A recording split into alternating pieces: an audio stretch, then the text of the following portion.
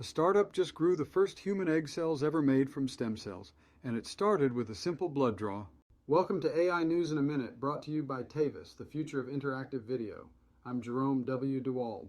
This is Sunday, July 5th, 2026. In science news today, startup Conception just hit a landmark.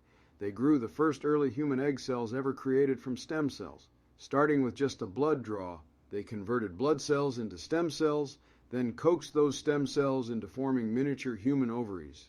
If this scales, it could transform fertility treatment for millions of people worldwide. In science news, researchers at the University of Colorado Boulder have developed a single injection that can reverse osteoarthritis and literally regrow damaged joints in a matter of weeks. The two-part therapy combines drug delivery particles with cell-attracting agents, and it's backed by over $33 million in federal ARPA-H funding. 1 in 6 adults worldwide has osteoarthritis. This is a big deal. In science news, the University of Minnesota just unveiled SpudCell, the world's first synthetic cell built entirely from lifeless chemicals that completes a full life cycle. We're talking selection, genome replication, growth, feeding, and division into the next generation.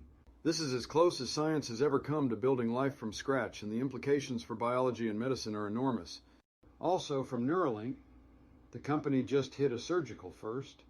They've successfully threaded electrode wires through the brain's intact dura membrane without cutting it open.